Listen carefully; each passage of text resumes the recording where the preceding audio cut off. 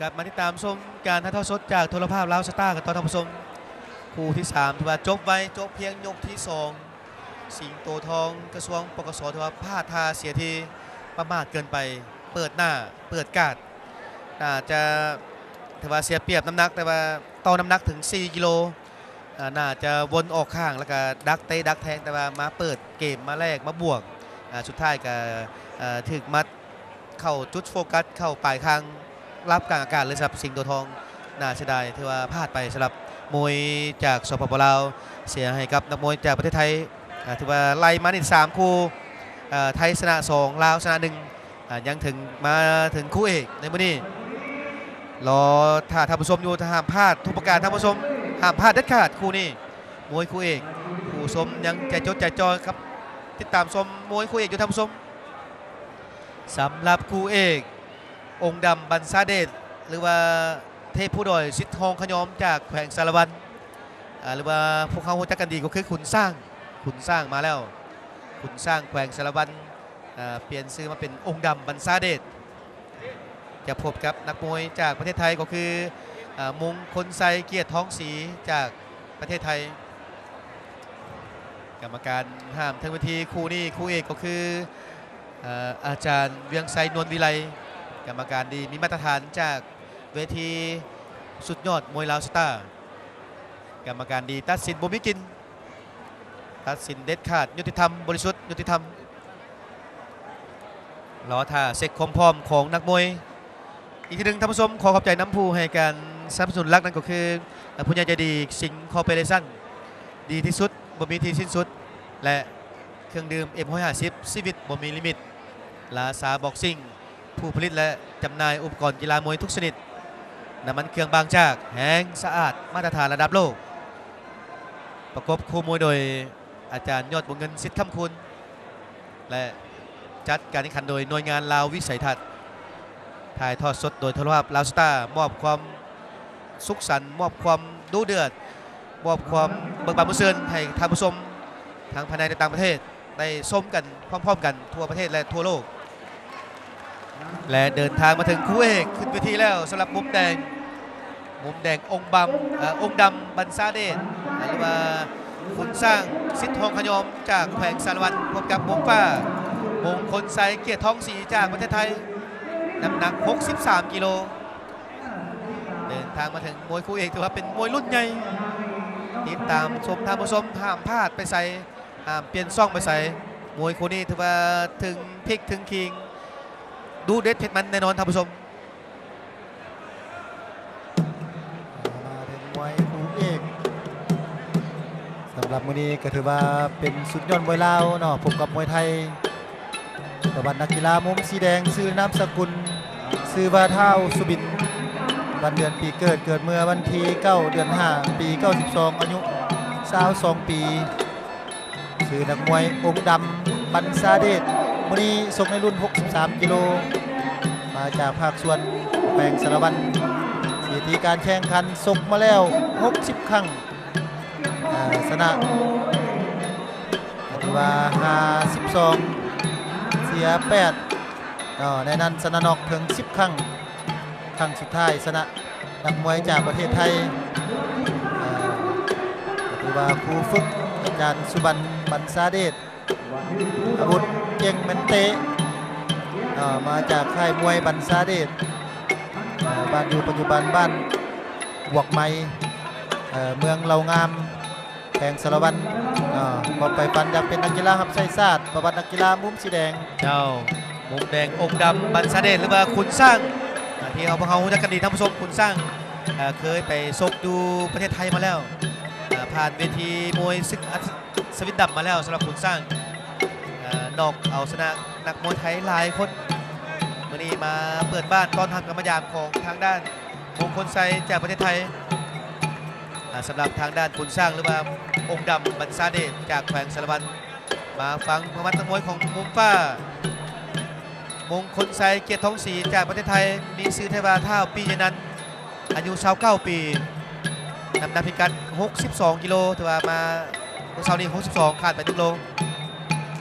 สถิติการชก50 ครั้งถึงสังเวียนชนะ40เสีย10 และครั้งสุดท้ายเสียให้กับเด่นลำป่าสอพงศิษฐ์จากประเทศไทยผู้ฝึกได้แก่อาจารย์ก่อกล้วยเป็นมวยครบเครื่องฝีมือปัจจุบันฝึกซ้อมอยู่ที่ค่ายเกียรติก่อกล้วยปัจจุบันอยู่บ้านโคกกองจังหวัดร้อยเอ็ดประเทศไทยอยู่จังหวัดร้อยเอ็ด สำหรับทางด้านมงฟ้ามงคลไซเกียรติท้องศรีจากจังหวัดร้อยเอ็ดประเทศไทยวันนี้มาพบกับทางด้านองค์ดำหรือว่าขุนสร้างจากแขวงสารวัตรสปปลาวอาจารย์ยอดวงเงินสิทธิ์กำพลมอบ M150 ชีวิตบ่มีลิมิตให้นักมวยทั้งคู่อย่าลืมท่านผู้ชมมวยสัญจรเนาะสนับสนุนโดยจาก M150 อยู่ที่บ้านหนองพญาเมืองไซธานีนครหลวงมวยมิตรภาพลาวไทยเริ่มต้นแข่งขันเวลา 19:30 อยู่ที่เวทีมวยโซคาวห้องเฮ็ดปฐมสมบูรณ์บ้านหนองพญาอย่าลืมอย่าพลาดเจ้าก็ถือว่าสุดยอดแห่งความมันอย่าลืมกันแฟนมวยจากเจ้าภาพบ้านหนองพญาเนาะมื้ออื่นวันอาทิตย์ที่27เนาะพบกันแน่นอนสุดยอดมวยลาวสตาร์เนาะเป็นการแข่งขันแฟนมวยอยู่ใกล้ๆไปเบิ่งไปชมกันได้เนาะบ้านหนองพญาช่วยกันกระตุกสุกยู่เนาะศิลปะการต่อสู้แม่ไม้มวยลาวสร้างสาบรรดาเยาวชนสาวหนุ่มเมืองไซธานีก็คือทางเจ้าภาพเนาะบ้านหนองพญาไปเบิ่งไปชมกันได้ศิลปะมวยลาวต้องอนุรักษ์รักษาให้เคียงคู่กับสังคมลาวตลอดไปท่านผู้ชมคอยและเจ้าเฮาและสหายมีส่วนร่วมและเป็นจิตนึงใจเดียวกันเนาะส่งเสริมเอกลักษณ์วัฒนธรรมที่ทองประเพณีอันดีงามของชาติลาวไว้ให้เคียงคู่กับสังคมลาวตลอดไปมาแล้วเดินทางมาถึงคู่เอกในรายการมุมแดงเจ้าภาพเจ้าบ้านองค์ดำบรรษาเดชขุนสร้างแขวงสารวัตรตอนทำการมาเยี่ยมยามของมงคลไซเกียรติท้องศรีจากจังหวัดร้อยเอ็ดประเทศไทยเห็นมวยดีการเวทีใหญ่ๆจากประเทศไทยอุ้ยเนื้อหนังนั้นเป็นตะย่านเราทำสมเตะขาไปก่อนอุ้ยทั้งสร้างถือว่าพิเศษเนาะทั้งคุณสร้างเจ้าถือว่าเป็นนักกีฬาคนตมิตรอาจารย์เข้าสังกัดสโมสรส่งเสริมมวยอาชีพมวยลาวนครหลวงเป็นที่เฮ็บห้อยเนาะเซ็นสัญญากันแล้วมื้อเช้านี้จะไปชกโอมีการจะตั้งนี่บ่ได้ต้องได้ผ่านศูนย์อาชีพเวทีศูนย์พัฒนาอาชีพมวยนครหลวงเจ้าว่าเซ็นสัญญาเรียบร้อยแล้วสำหรับขุนสร้างหรือว่าองค์ดำวันที่28นี่มีรายการชกเหล้าไฟกันเจ้าเราเขาเป็นเจ้าภาพเป็นมวยยกทีมจากทางประเทศญี่ปุ่น28เดือนเดือน8เนาะเจ้า28เดือนสิงหาเนาะติดตามข่าวๆต่อไปสำหรับเหล้าไฟจะกัดขึ้นในท้ายเดือน8เบิ่ง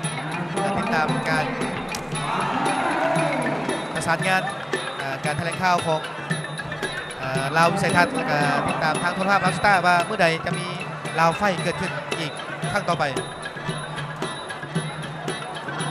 และต้องขอขอบใจน้ำพุให้การสนับสนุนอีกทีหนึ่งสิงคอร์ปอเรชั่นM150ลาซาบ็อกซิ่งและน้ำมันเครื่องบางจากก็ถือว่าทั้งการแข่งขันทุกๆวันเสาร์ก็ถือว่าสุดยอดแห่งความมันแฟนมวยช่วยเบิ้งทั้งลาวสตาร์นำเอานักกีฬาดีๆสุดยอดมวยลาวมาให้เบิ้งให้ชมกันอุ้ยแข่งดอกนี้แข่งขัวของทางด้านองค์ดำที่บ่ธรรมดาองค์ดำหรือว่าคุณสร้างเคยผ่านเวทีมาตรฐานอยู่ประเทศไทยมาแล้วศึกอาชีพดำ29อสมทถ่ายทอดสดทุกวันอาทิตย์เคยเตะเอานักมวยหลายคนในไล่หลุดมาแล้วจ้ะมาเมืองวันนี้เจอกับทางด้านมงคลไซมหายามนครหลวงสปปลาวมงคลไซกันเตรียมการบ้านมาดีกันบ่ประมาทการตั้งสูงไว้กันวางแข้งซ้ายเอาสนามสบายๆง่ายสำหรับทางด้านองค์ดำส่วนมงคลไซถือว่าเกียมตัวมาดียางของหาเปิดเกมตีแกงกองเล็งกองช่างบางแกงตายยกทีหนึ่งเสือมายกต่อไปเกมยก2ต้องเปิดต้องมันต้องเดือดพวกเขาทายผสมห้ามเปลี่ยนซ่องไปใส่เด็ดขาดเบิดโยกก่อนไปผักสมสิ่งที่น่าสนใจมาดึงท่านผู้ชมจะมาพบกับความมันของมวยคู่เอกต่อไป